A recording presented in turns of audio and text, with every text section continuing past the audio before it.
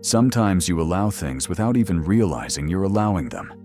Small attitudes, minor disrespect, awkward silences that you let slide to avoid conflict. And then one day, you wake up with a strange feeling, as if you've lost a part of yourself along the way. You don't know exactly what it was, but you feel your energy isn't the same. Your mood has become more fragile. Your mind is more tired than usual. And the most surprising thing is that this loss doesn't begin with a big blow, but with a silent accumulation of things you should never have allowed. Have you ever felt your peace gradually eroding without anyone directly breaking it? Have you ever felt emotionally drained by maintaining relationships where you give more than you receive? Have you noticed how, without knowing how, you start to justify behaviors that you would have previously found unacceptable? Buddhism teaches something that hurts to accept the first time you hear it. What you allow becomes your teacher, not because others command you, but because you give them permission, even if it is silently. Suffering doesn't begin when someone offends you. It begins when you accept that offense as part of your life. It doesn't start when someone crosses a line. It starts when you don't set that limit within yourself. It is not born when others treat you badly. It begins when you tell yourself that it's not that big of a deal. Maybe you're exaggerating. It's better to let it go. Zen says that the soul breaks first through cracks, not through blows.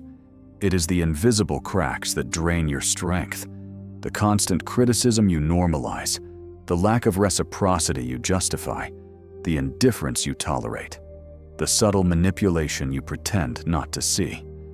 And every time you allow one of those things, your energy drops a little more. Every time you keep quiet about something that hurts you, your clarity becomes clouded. Every time you give in on something you didn't want to give in on, your peace shrinks. Every time you accept unfair behavior to avoid tension, your heart closes a little without you noticing. Life is not destroyed by storms. It is destroyed by silent renunciations. And the hardest thing of all is that many of those renunciations do not stem from the evil of the other person, but from your own goodness. You want to avoid hurting anyone. You want to maintain harmony. You want everything to flow smoothly. You want the relationship to remain undisturbed. But in that attempt to protect the other, you forget to protect yourself. Buddhism doesn't ask you to be tough. It asks you to be aware. It doesn't ask you to reject people. It asks you not to reject your own dignity. It doesn't ask you to fight against the world.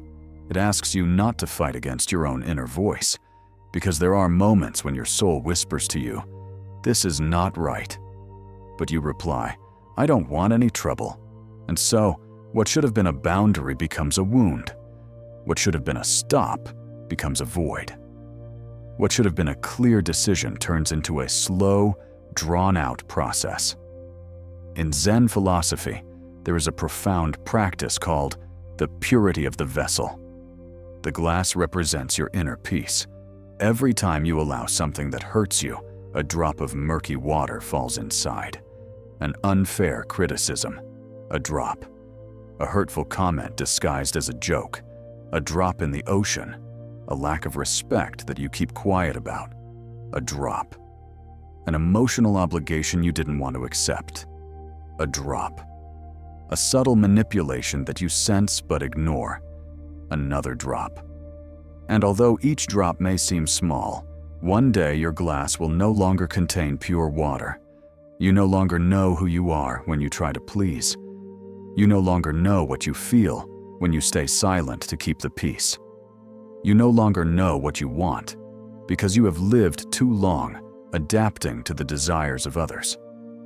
Buddhism teaches that liberation does not begin when you learn to say no.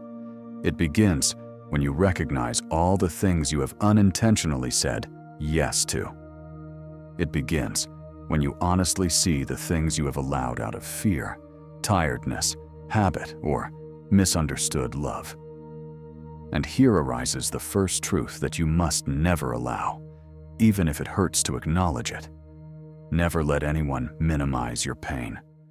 Because the moment you accept that your pain doesn't matter, that it's nonsense, that you should get over it, or that you're exaggerating, you are handing over the key to your inner world. Nobody has the right to decide what should hurt you and what shouldn't. No one has the authority to judge the depth of your wound. No one can enter your soul and tell it how it should feel. Allowing someone to minimize your pain is allowing them to enter your most sacred territory, your emotional truth. And when that territory is invaded, you begin to doubt yourself. You wonder if it was really that bad. You convince yourself that maybe you shouldn't feel anything. And so, little by little, you disconnect from your intuition, which is always trying to protect you. Zen teaches that pain is a teacher, not an enemy. A teacher who shows you where you need love, where you need clarity, where you need healing. If someone mocks your pain, if they ignore it, if they crush it, if they use it against you, they are not taking care of you, and you must not allow it. Pain does not need to be validated by the world to be real. He needs to be heard by you in order to be healed. There comes a point in your journey where you realize that it's not just your pain that others allow or minimize, but also your worth. And when you allow someone to ignore, question, or diminish your inner value, the damage you do to yourself is far deeper than it seems. It doesn't show up in a day, a conversation, or a single gesture. It shows up in the way you begin to talk to yourself. It shows in the way you look at yourself in the mirror. It shows in the way you ask for less, demand less, and expect less.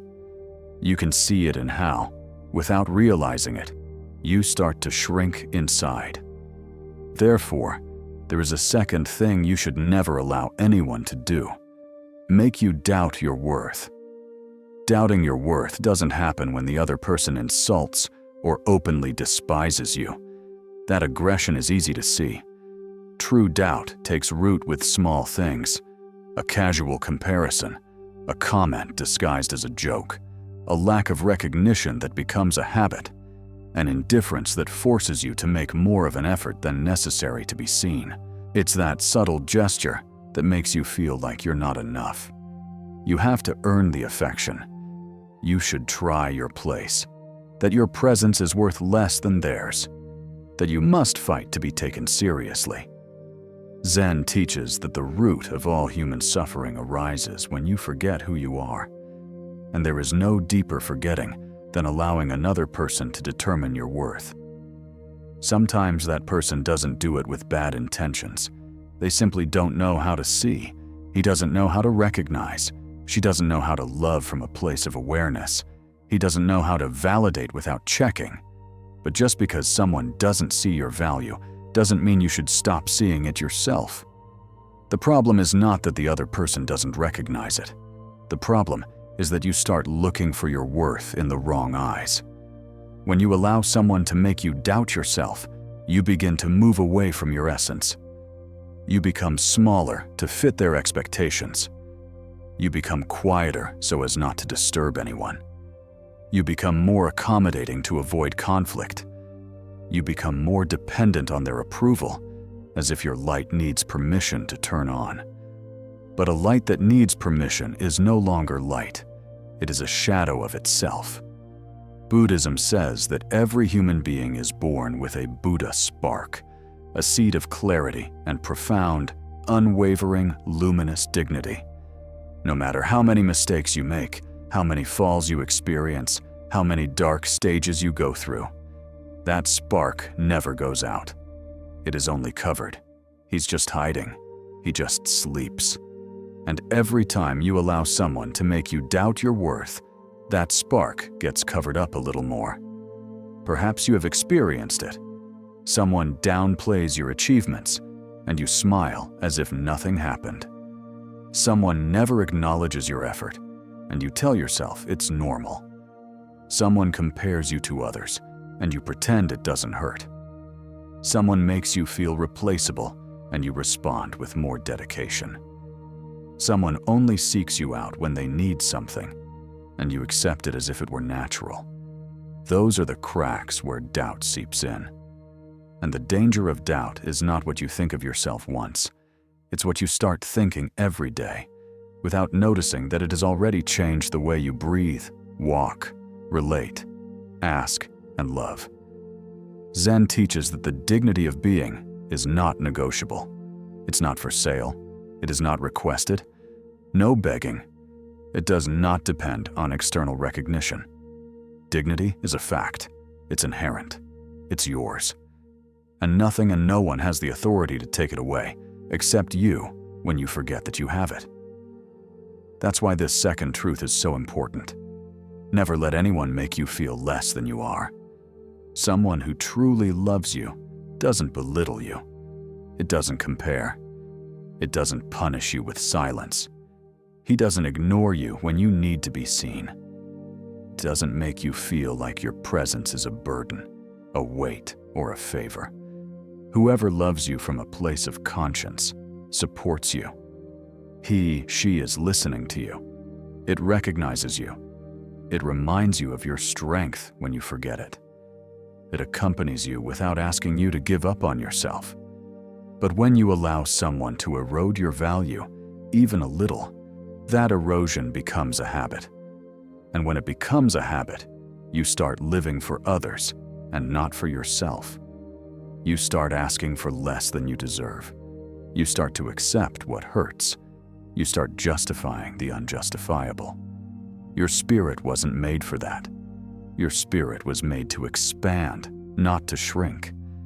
Therefore, on the spiritual path, one of the deepest practices is learning to look at yourself with the eyes with which you seek others to look at you.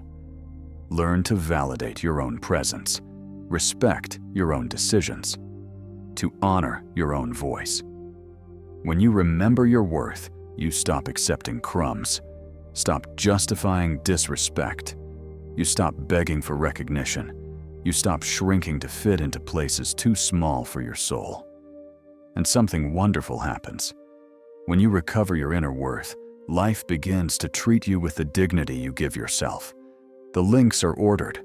Relationships become clearer.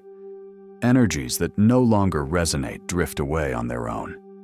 And you walk upright again on the inside, even if not much changes on the outside. Not letting anyone make you doubt your worth is not ego. It's respect. It's clarity. It is love for your own existence.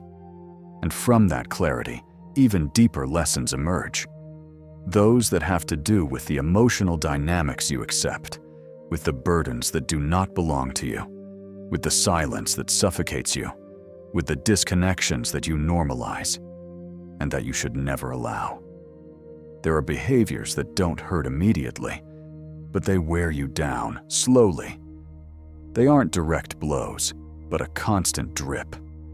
They aren't explosions of conflict, but a silent erosion that drains your energy day after day.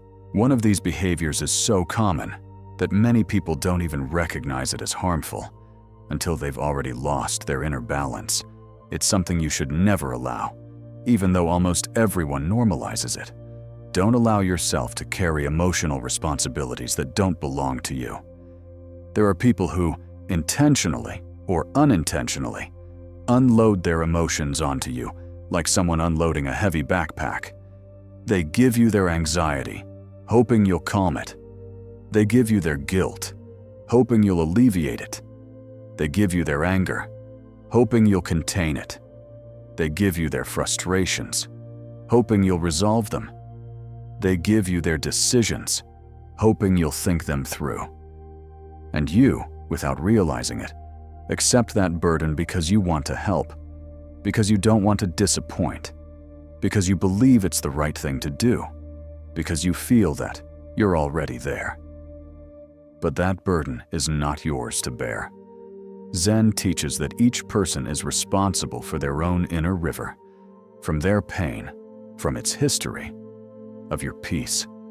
from its chaos, of its growth, from his wounds. No spiritual teaching indicates that you should carry water that does not originate from your source. When you accept emotional responsibilities that don't belong to you, the consequence is clear. You lose yourself. You are betraying yourself. You wear yourself out emotionally faster than you can recover. And the most dangerous thing, you start to believe that it is your duty to fix what was never in your hands. Perhaps you have experienced it. Someone blames you for not making him happy. Someone demands that you calm them down when they get upset. Someone takes out their frustration on you because you are trustworthy. Someone says they can't go on without you. Someone is playing the victim to make you feel responsible. Someone transforms their chaos into your obligation.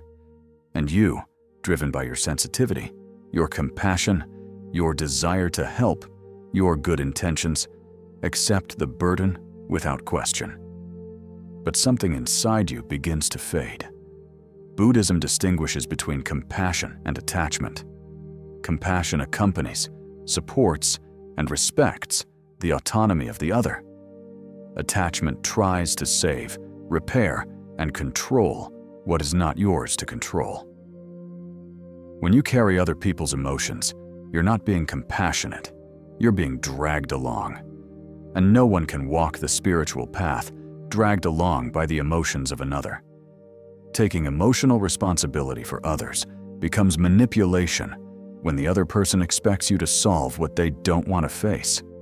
And when you accept that role, you place yourself in an impossible position because no human being can sustain the inner life of another without destroying their own. In Zen, it is taught that the mind should be light as a breeze, not heavy as a stone. When you take on burdens that aren't your own, your mind becomes a field of rocks you can't move. You become more tense, more irritable, more tired, and less yourself. And the most tragic thing is that even if you do everything you can to support the other person, it will never be enough. Because what you're trying to resolve didn't originate within you.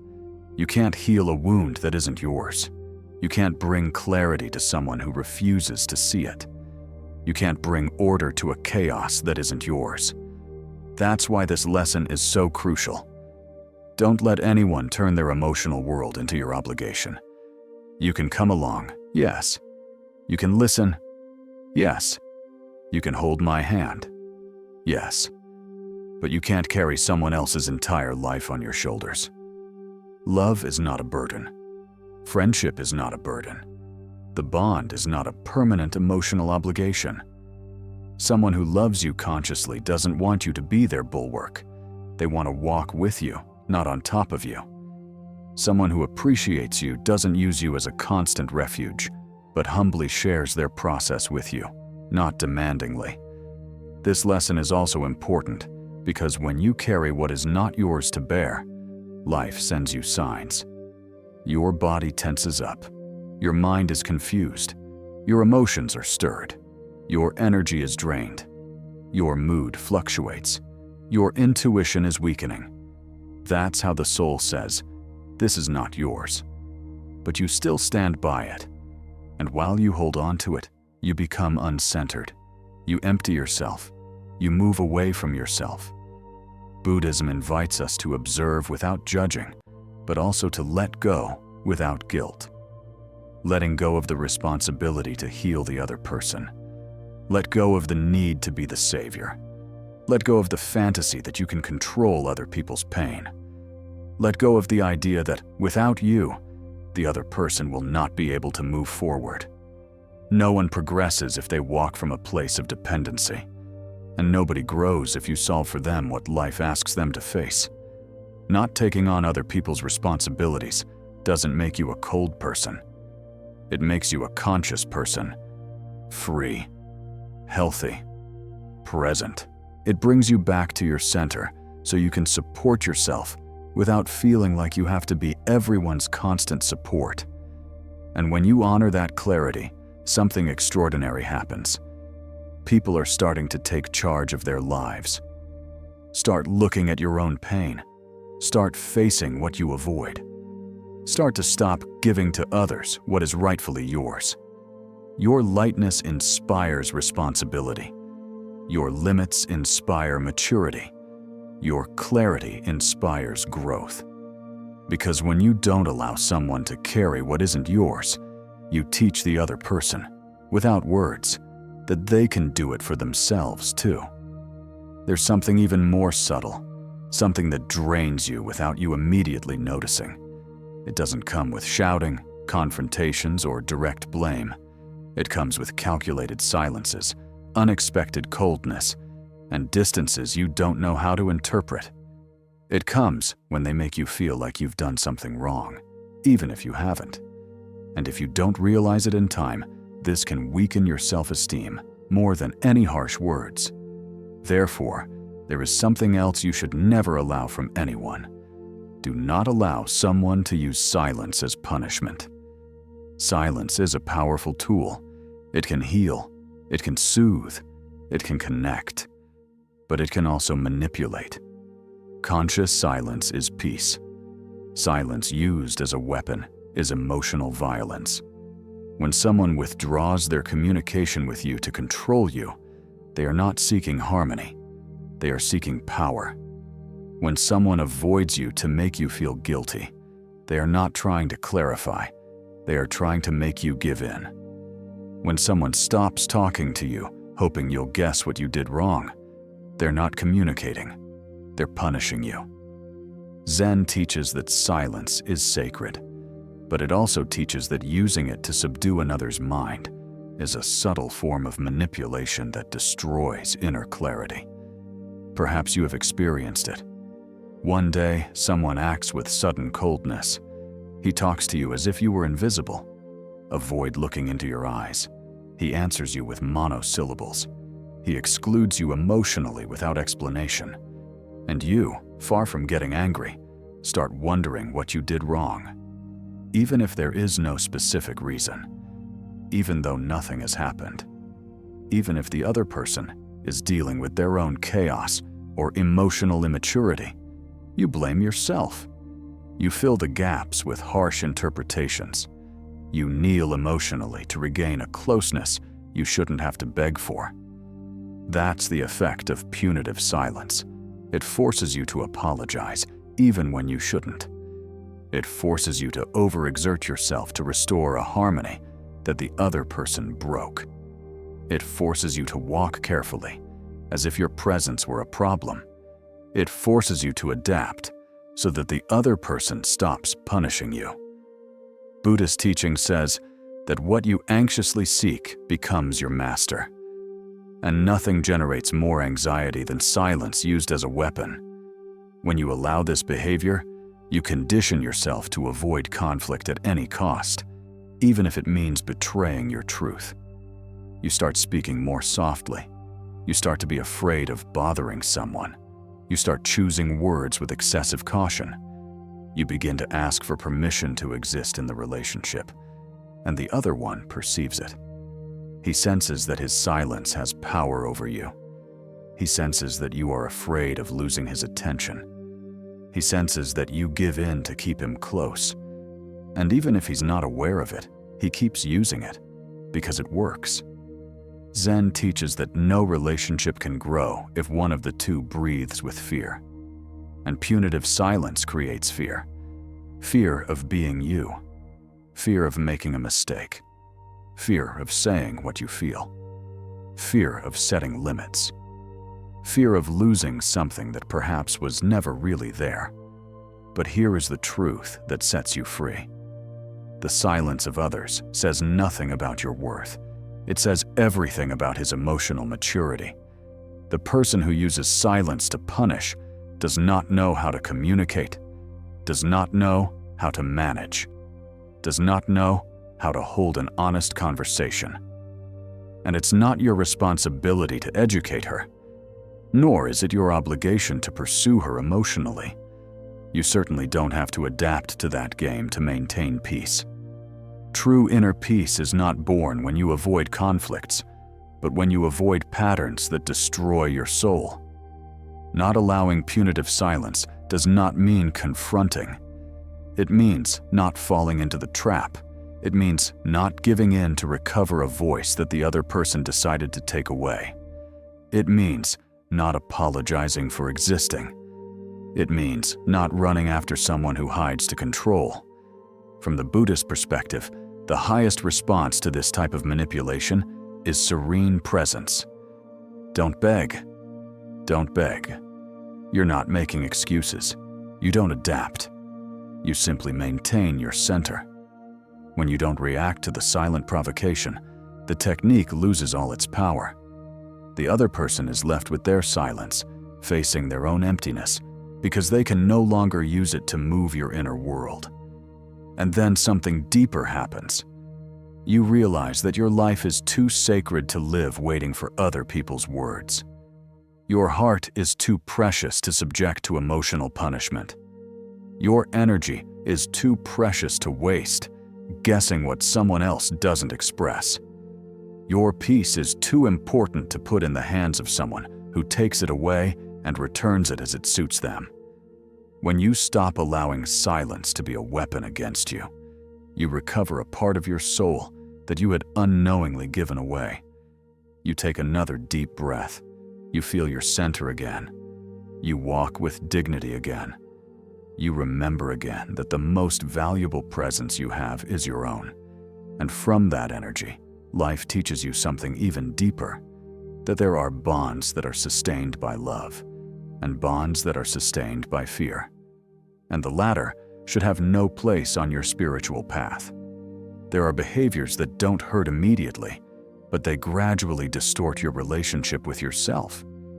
They act like an undercurrent that, though unseen, slowly erodes your inner security, your intuition, and your ability to trust your own senses. These are behaviors that feel like a kind of emotional confusion, a fog that envelops you and makes you doubt something as basic as what you saw, what you heard, or what you felt. Therefore, there is something else you should never allow from anyone. Do not allow anyone to distort your reality. This form of manipulation is so subtle that it's often mistaken for a misunderstanding. But it isn't. It happens when someone tries to convince you that your perception is wrong, even when you know, deep down, that what you saw is real. Zen teaches that clarity is one of the greatest treasures the mind can possess. When you lose clarity, you lose your way. And nothing steals clarity faster than allowing someone to distort your inner experience. Perhaps you've experienced it without putting a name to it. You saw a gesture of contempt, but they told you that you were just exaggerating. You heard a hurtful comment, but were assured that it wasn't like that. You noticed an obvious change in attitude, but they made you believe it was just your imagination. You felt that something was wrong, but they told you that you are too sensitive. And you, paralyzed between what you felt and what they told you, began to doubt yourself. Did I exaggerate? Am I misinterpreting? Am I the problem? That doubt is exactly what destroys your center. The mistake isn't having doubts once. It's starting to live from that doubt, as if your senses were enemies and not guides.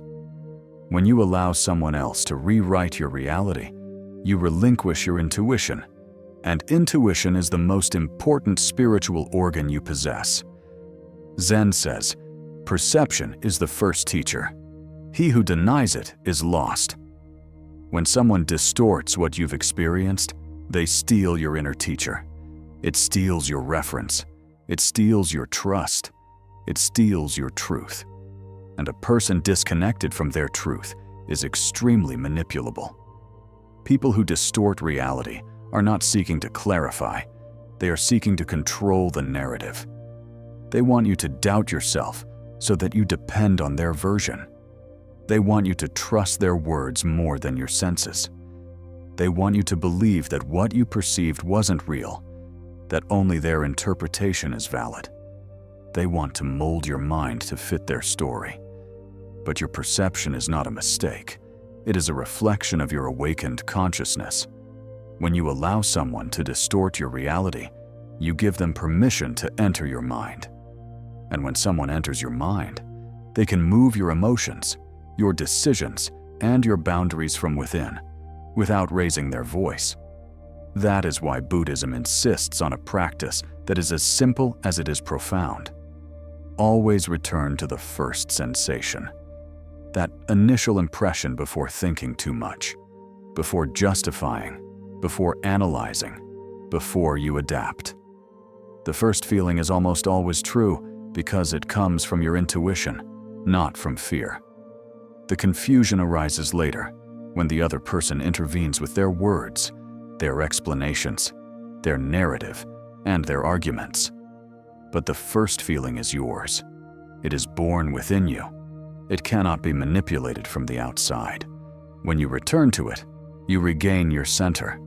You regain your clarity. You get your voice back. Those who try to distort your reality do so because they know that your clarity gives you power. When you see clearly, you don't give in. When you feel clearly, you don't betray yourself. When you perceive clearly, you cannot be controlled. Therefore, this teaching is sacred. Don't let anyone make you feel like you're crazy, that you imagined things, that you made up what happened, that you felt what you shouldn't have felt. Your senses are your home. Your intuition is your refuge. Your perception is your path. If you renounce your perception, you renounce yourself. But if you hold on to it, even in silence, no one can take you away from your truth. What you saw, you saw. What you felt, you felt. What you perceived, you perceived. Clarity doesn't need permission. Zen teaches that the outer world can always lie, but the inner world never does. And when you learn to trust your inner world, you become free from any external narrative. No one can confuse a mind aligned with its body, its intuition, its lived experience. And from that freedom, a new strength arises, the strength to not doubt what your soul knows. External noise may shout, but internal truth always whispers. And that whisper is more powerful than any attempt at distortion. There are times when manipulation doesn't come disguised as words, silences, or calculated gestures meant to confuse you. Sometimes it comes disguised as concern, suggestions, "I just want to help you," or "I know what's best for you." And at first glance, it may seem like a good thing, until, without realizing it, that supposed guide begins to shape your entire life. Therefore, there is something fundamental that you should never allow from anyone. Do not allow someone to decide for you what you should do with your life. This form of invasion is so dangerous because it often presents itself as affection. But the affection that tries to control your path is not affection. It's fear. The other person's fear of losing power over you. Fear that you will change. Fear that you will grow beyond their reach. Fear that you will stop needing it. Fear that your freedom will take away the place it occupies in your story. Zen teaches that each human being has their own dharma, their own inner destiny, their own rhythm, their own evolution. No two paths are the same. No two souls are the same. No two quests are the same. And when you allow someone to chart your course, you move further away from your essence than with any other concession. Perhaps you have experienced it. Someone tells you what decision you should make. Someone is pressuring you to do what benefits them. Someone makes you feel guilty if you choose something different. Someone is forcing life paths on you that don't come from your heart. Someone wants to guide your steps because they fear you will discover how far you can go without them. And you, to avoid conflict, out of love, out of loyalty, out of habit, begin to adapt. You start to give up your small choices, then your middling choices, then your big choices, until one day you wonder how you ended up living a life that no longer feels like your own. That is the silent tragedy of allowing someone else to decide for you. You lose your inner compass. Buddhism says that when a human being stops listening to their own inner voice, they stop living. They begin to exist for others, but cease to exist for themselves. And existence without purpose feels like walking without a soul, like breathing without fullness, like living without being awake. Because your heart knows what it wants. Your intuition knows where life is calling you. Your inner silence knows what is right for you. But if you allow someone else to make decisions for you, you disconnect from that silence. And once you disconnect, you start to feel like you need to ask permission for everything.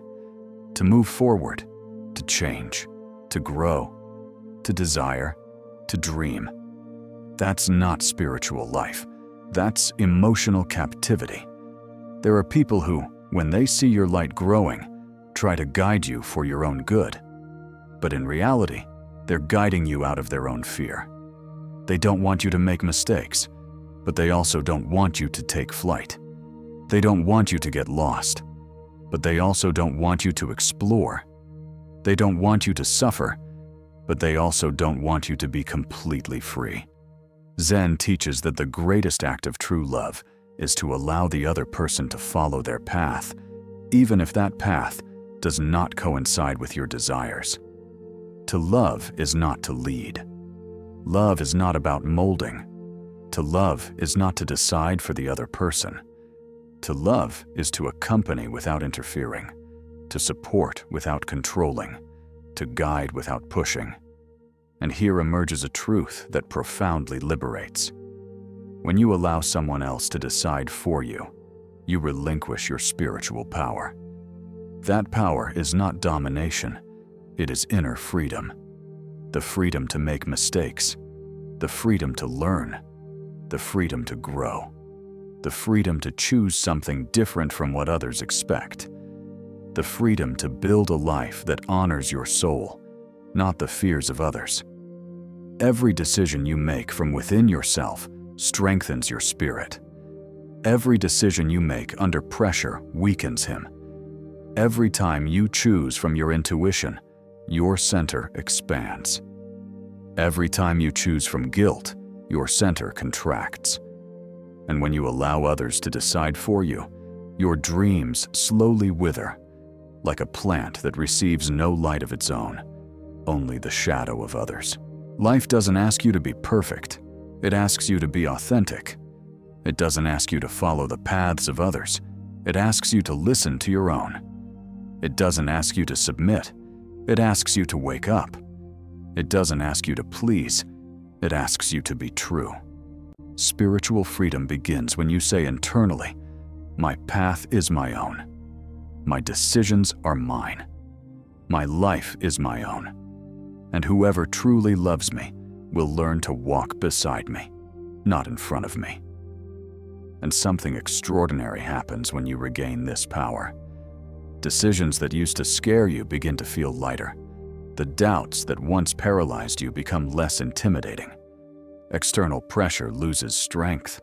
The inner voice is amplified. When someone can no longer decide for you, they can no longer control you either. And when no one can control you, your soul breathes a freedom that transforms everything. That's when you take a deeper step towards your true life, the life that belongs to you, the one that is born from your heart, the one that doesn't need permission to exist, the one that doesn't depend on fear, the one that doesn't sacrifice your essence to please anyone. There is something even deeper, something that isn't always recognized in time because it doesn't come in the form of an attack, an imposition, or even direct manipulation. It arrives disguised as your responsibility, your duty, your moral obligation, as if bearing it were a natural part of your character. But it isn't. It is an imposed, invisible, exhausting burden. And if you allow it, it will slowly destroy you from within. That's why you should never allow this. Don't let anyone make you feel guilty for setting boundaries. Guilt is one of the most powerful emotional tools to control a sensitive person. And individuals who do not know how to love consciously, or who have not worked through their wounds, use it unconsciously as an automatic mechanism to regain control when they feel they are losing it. Guilt is a silent weapon. He doesn't shout, he doesn't hit, he doesn't accuse directly. It just makes you feel bad for protecting yourself. It just makes you doubt whether you deserve peace. It just makes you question whether you're being selfish. It just makes you think that you're the problem for wanting to be okay. Perhaps you have experienced it. You decide to set a healthy boundary, and immediately someone says, "Ah, I see you don't care anymore. After everything I've done for you, is this how you repay me? You weren't like this before. How selfish you are becoming. I can't believe you're telling me that. I thought you were different." Each of these phrases has the same purpose, making you feel guilty for taking care of yourself. But the spiritual truth is this: taking care of yourself isn't selfish, it's awareness. Protecting your peace is not cruelty, it's responsibility. Setting boundaries is not distancing yourself, it's respecting yourself. Buddhism teaches that guilt only appears when the heart has not yet understood its own dignity. A person who knows their worth also knows what they must protect. Guilt arises when you try to maintain a relationship by sacrificing yourself. When you think that loving is enduring. When you confuse loyalty with self-abandonment. When you think you have to say yes so as not to lose their affection. When you assume that your well-being should always come last. But guilt is an emotional mirage. He's not telling the truth. It only tells you where you have been conditioned to betray yourself. In Zen, there is a profound teaching that says, a boundary set from a place of peace is an act of love, not of separation. The limit isn't always towards others. Often it's towards yourself. Never again accept burdens that destroy you. Never again justify attitudes that wear you down. Never again allow silences that hurt you. Don't give your energy where it's not valued. But when you start setting boundaries, those who benefited from your lack of boundaries begin to react. They don't react because you're doing something wrong. They react because your awakening takes away their former comfort. Don't mistake that reaction for a sign that you've done something wrong. It is, in fact, a sign that you are doing the right thing. When someone makes you feel guilty for setting a boundary, they are not protecting the relationship. They are protecting their access to you. Access to your energy. Access to your time. Access at your disposal. Access to your heart. Access to your silence. Access to your patience. But unlimited access is not love. It's invasion. And the most dangerous thing about allowing this guilt is that it begins to shape your identity. You become more accommodating. You become quieter. You become more emotionally submissive. You become more available than you should be. You become more tired, sadder, more disconnected. Until one day you realize that guilt became the chain that prevented you from being yourself.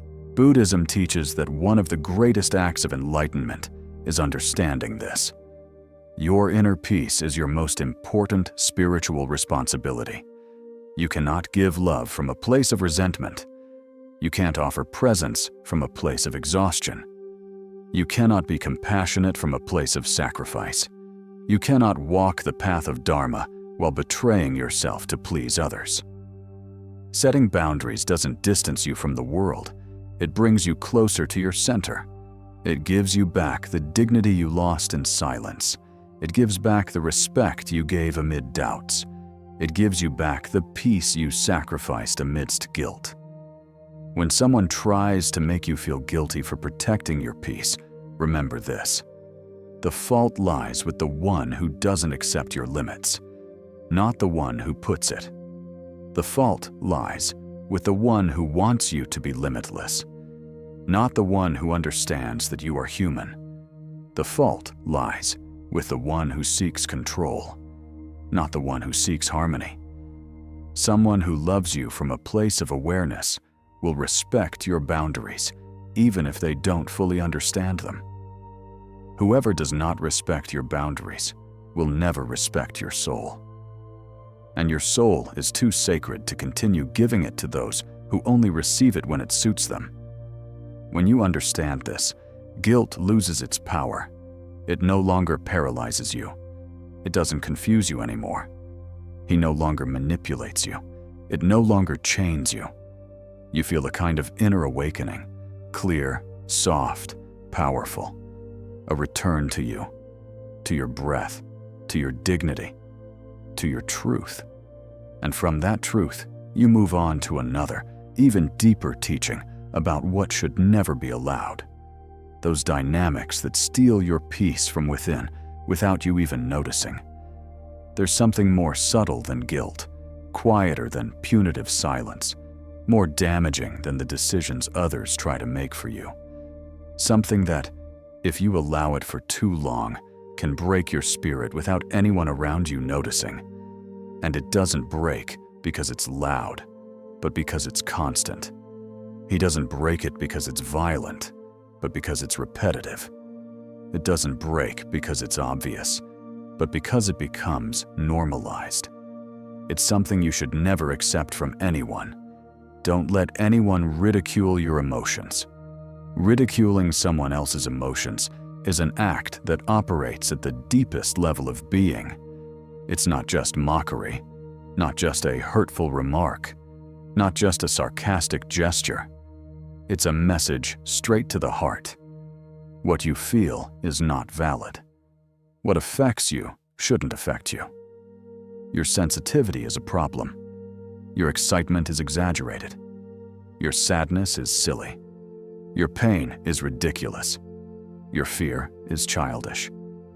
When you accept that message, even just once, something inside you breaks. Not because the emotion is weak, but because you allowed the other person to decide its value. Zen teaches that every emotion is a divine sign, a sign that shows you where you need balance, where you need truth, where you need to be heard. There are no wrong emotions. There are only misunderstood emotions. There are no exaggerated emotions.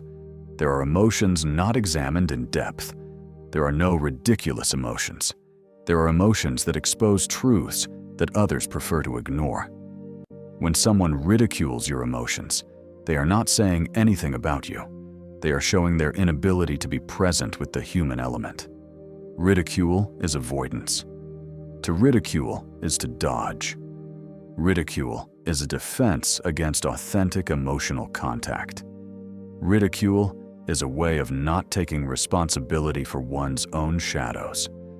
But you cannot allow that mechanism to become the norm in your life. Perhaps you have experienced it. You express sadness, and they respond with mockery. You open up emotionally, and they make you feel dramatic. You share a concern, and they tell you that you make a big deal out of everything. You confess a fear, and they call you an exaggerator. You reveal a hurt, and they respond with sarcasm. You dare to cry, and someone laughs or makes a comment that turns you off. And you, in order not to complicate things, to keep the peace, to not seem weak, begin to silence yourself. You start to hold back. You start to hide. You start to avoid showing what you really feel. You start living behind an emotional mask so you won't be ridiculed again. That disconnects you. It cools you down. It toughens you up. It turns you off. Buddhism says that the human heart is like water. It flows, it feels, it expands, it contracts. When you suppress the flow, it stagnates. When he is ridiculed, he becomes contaminated. When you ignore it, it dries up. Your heart was not made for mockery. It was made for the conscience. And when you allow someone to ridicule what you feel, you begin to ridicule it internally as well. You begin to judge your own emotions. You start to think you're too sensitive. You begin to invalidate yourself. You start to disconnect from what you need. You begin to distrust your own emotional nature. There is no prison harsher than distrusting what you feel. That is why this teaching is so profound. Don't let anyone extinguish the authenticity of your emotions with mockery, sarcasm, or contempt. Your emotions are messengers, not nuisances. They are teachers, not flaws. They are beacons, not weaknesses. Those who ridicule your emotions do so because they don't know how to handle their own. Whoever ridicules your emotions fears what your authenticity awakens in him. Anyone who ridicules your emotions is not ready for a true connection. Zen teaches that sensitivity is the highest flower of the spirit. It's not weakness, it's presence. It's not fragility, it's depth. It's not an exaggeration, it's emotional clarity. When you understand this, you become free from any ridicule. You no longer need your emotions to be validated. You no longer accept being ridiculed. You no longer give your emotional truth to those who don't know how to take care of it. Your heart opens again, not because the world changes, but because you no longer allow it to be closed. And from that opening, the strength arises to enter into the final teaching, the one that relates to the very essence of your soul, to the fundamental respect that every person deserves, and to that which you should never allow, not because it is harmful, but because its absence can destroy you from within. There are things that hurt, things that confuse, things that wear you down. But there is one that doesn't just wound. It breaks you. It breaks you slowly, silently, almost without a sound. It breaks you not because it is violent, but because it settles in like a shadow that grows every time you try to reach for the light. And that's the last thing you should ever allow from anyone. Don't let anyone make you feel like you don't deserve love. There is no wound deeper than that. There is no more corrosive phrase. There is no more destructive deal. There is no more toxic behavior. Nothing distances you more from your spiritual essence than allowing another person, through their tone, their treatment, their indifference, their coldness, their emotional abandonment, to convince you, even for a moment, that you are less worthy of love than others. Buddhism teaches that the nature of every being is purity, not insufficiency, dignity, not lack, light, not shadow, and that love is not something that is deserved, but something that is embodied. When you allow someone to make you feel unworthy of love, you disconnect from that nature. You disconnect from the center. You disconnect from the inner silence that reminds you that your very existence is an act of love. Perhaps you have experienced it. Someone treated you as if you were easily replaceable. Someone made you feel that your presence was insignificant. Someone compared you to others, making you feel inferior. Someone made you believe that you were difficult to love. Someone withdrew their affection from you as punishment. Someone made you beg for affection, as if your worth depended on their mood of the day. Someone gave you emotional crumbs, and you accepted them thinking it was the best you could receive. But none of that defines your worth. None of that defines your essence. None of that says anything about you. It all says something about them, about their wounds, their lack of awareness, their inability to love clearly. Zen teaches that love is not something to be begged for. Love is not something you beg for. Love is not something to beg for. Love is not negotiable. Love is not given out in small doses to maintain power. Love doesn't disappear when you make a mistake. Love should not be used as a currency of control. Love doesn't withdraw to punish you. Love is not conditional on you being perfect. Conditional love is dependency. Love that is rationed is manipulation. Love used as a reward is emotional domination. Love that hides to control your behavior is not love. It's fear in disguise. But if you allow that treatment, little by little, you begin to believe it. You start to think it's normal to receive less. You start accepting less than you deserve. You begin to settle for relationships that drain you. you begin to believe that you are the problem. You begin to feel small, inadequate, insufficient. And when you believe you don't deserve love, you take completely blind steps towards relationships that feed off that belief. Buddhist spirituality asks you to return to yourself. Remember that life itself sustains you without asking for proof. The sun doesn't ask you to deserve it to give you light. The air doesn't require you to be perfect to allow you to breathe. The earth doesn't apologize for supporting you every day. Everything in existence reminds you that you deserve love simply because you exist. That is the most sacred message of Zen. You are enough just as you are. If you allow someone to make you doubt that, you allow them to disconnect you from your divine essence. Therefore, never allow it. Don't let anyone treat you like you're nothing. Don't let anyone give you emotional crumbs. Don't let anyone make you compete for their affection. Don't let anyone make you feel like you have to earn their love. Don't let anyone make you think your light is too dim. Your light is not dim. Your light may have been covered by so many wounds that you forgot its brilliance, but it's still there.